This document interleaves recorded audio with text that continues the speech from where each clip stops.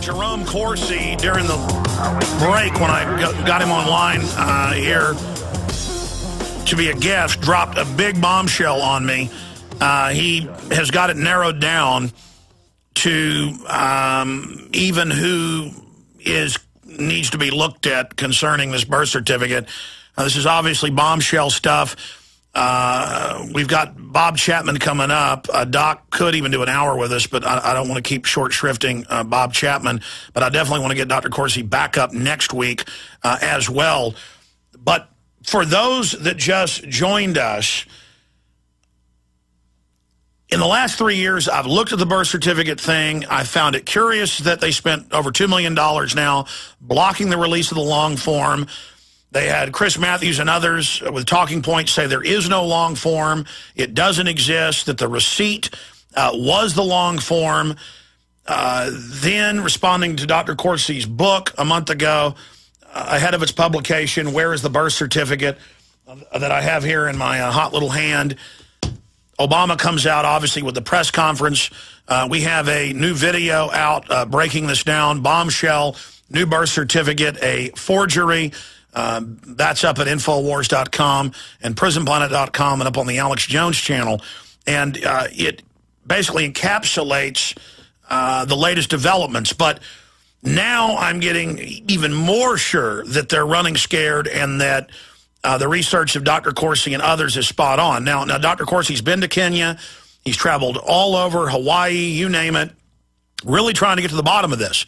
And just a year ago or 6 months ago, he wasn't sure. He just said, clearly there's evidence of a cover-up, so we need to look at it. But now he's coming out and saying that he's sure it's a composite of other real birth certificates, that he now is getting hot on the trail of who he believes may know something about where this newest birth certificate came from.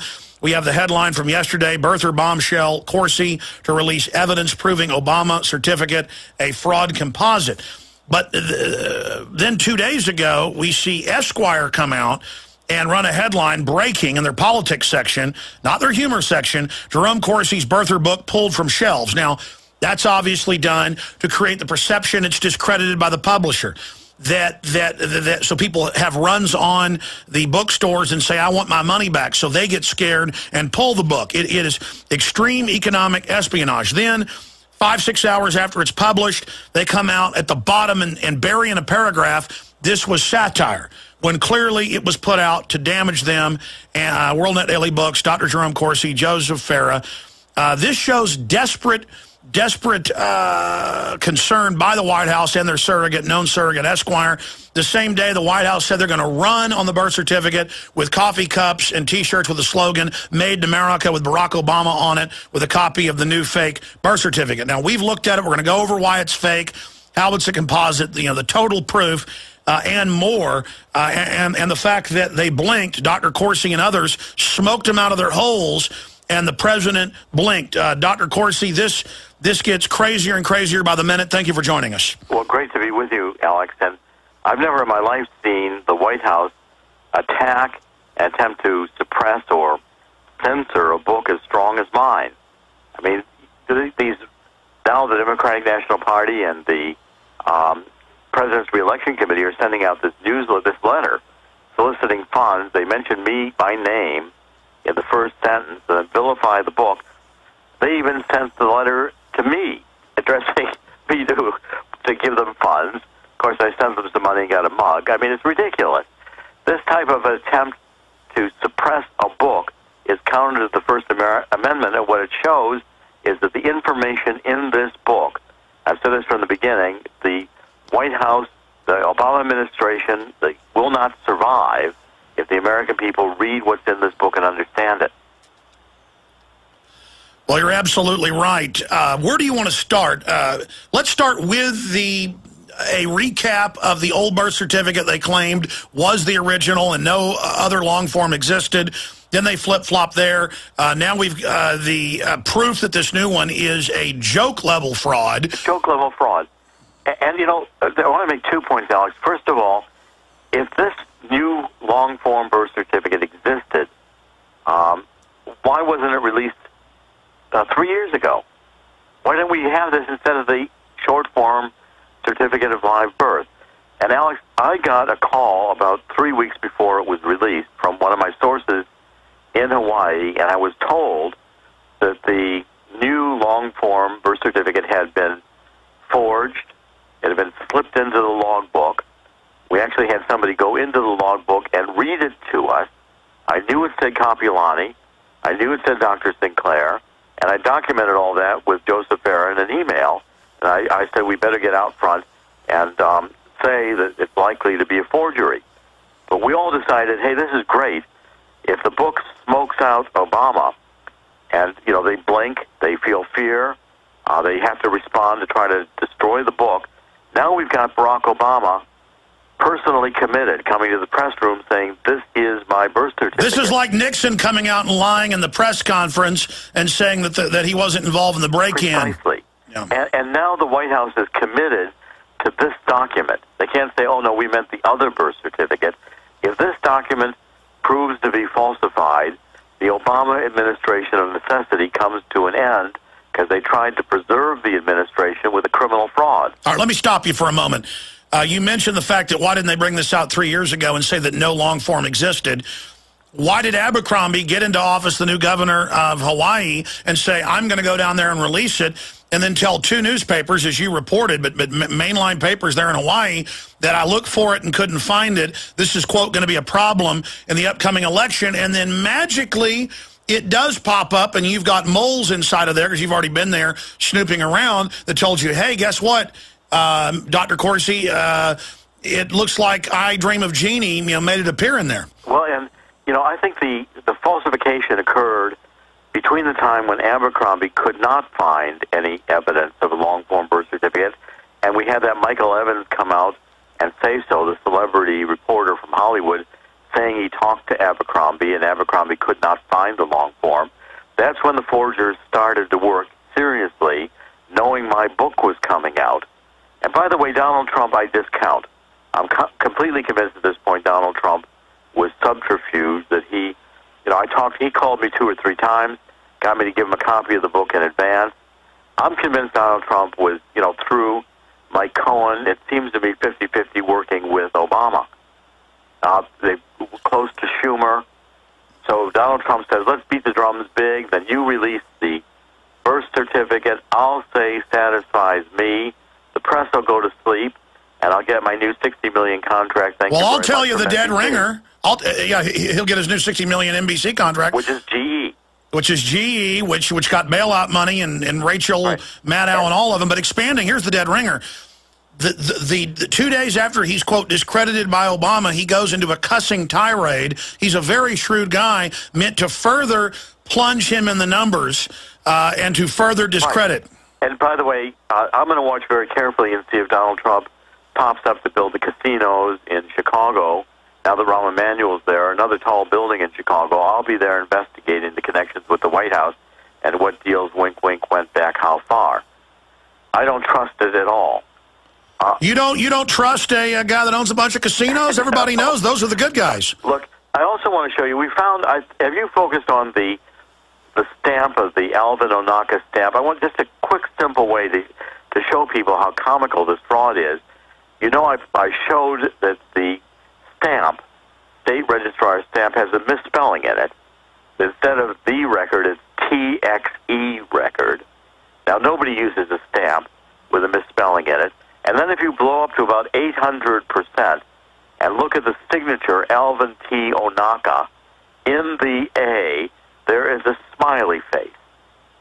Now, I assure you, I've looked, Alex, at hundreds of Alvin Onaka signatures and 100 stamps. None of them have a misspelling, TXE, and none of them have a smiley face in the A. But, sir, that's my next point, is that they took it and put it on this green paper. The AP's put out 2 different versions that don't have the green hash paper. You've got the situation where it's clearly a computer copying a typewriter, but we already knew that and said that 3 weeks ago in our video with 700,000 views on YouTube, because you can blow up the pixelation of the typewriter print, and the pixelation of the same letters is identical That's impossible with a typewriter because every new strike is like a snowflake or a fingerprint because it's how hard you hit the key, how it strikes the ribbon, the position of the paper. There's little, when it's blown up, microscopic ink blobs around it. You can't have identical same letters. That is only done by a computer that's designed to have fonts that look like typewriters. Well, and, you know, when the administration will not show the original. 1961, there weren't any computers. Where's the original paper birth certificate, if it exists, submitted to forensic analysis? I was in Hawaii last week. I went to see it.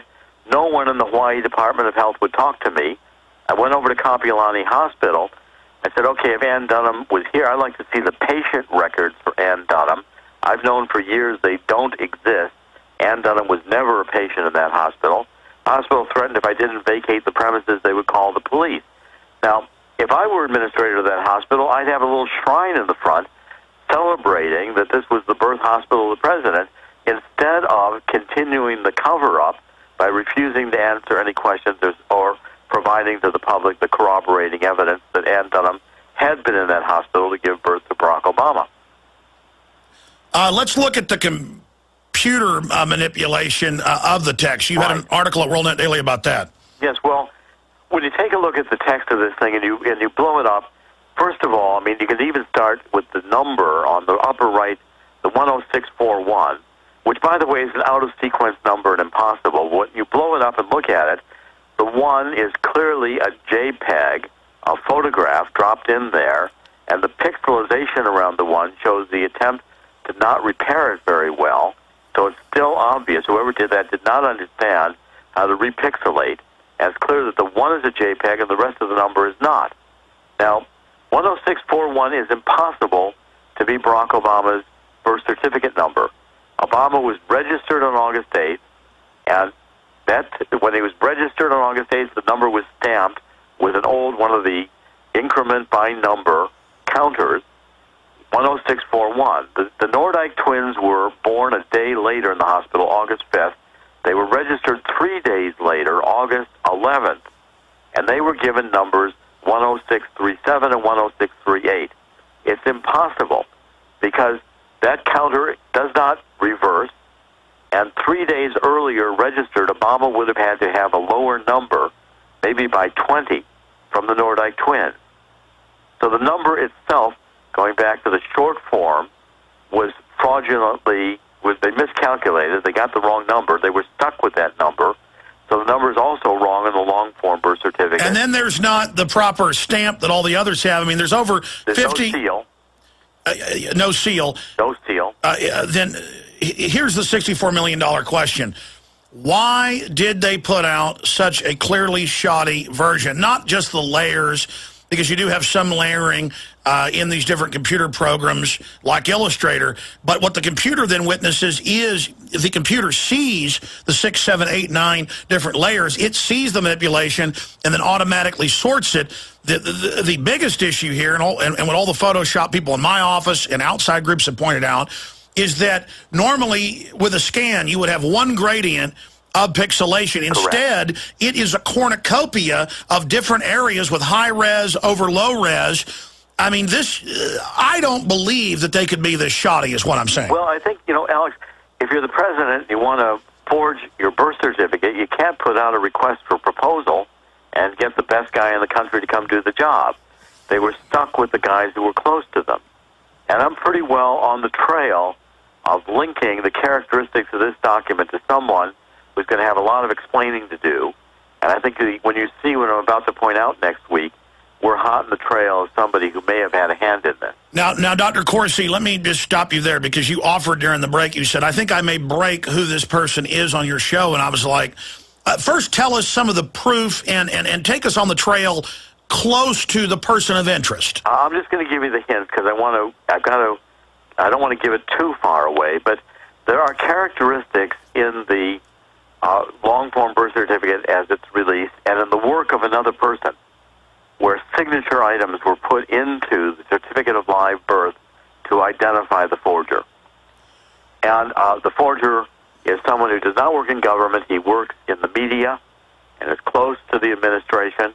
and would have been within the circle of friends that may have been called on to do the forgery or participate in the forgery.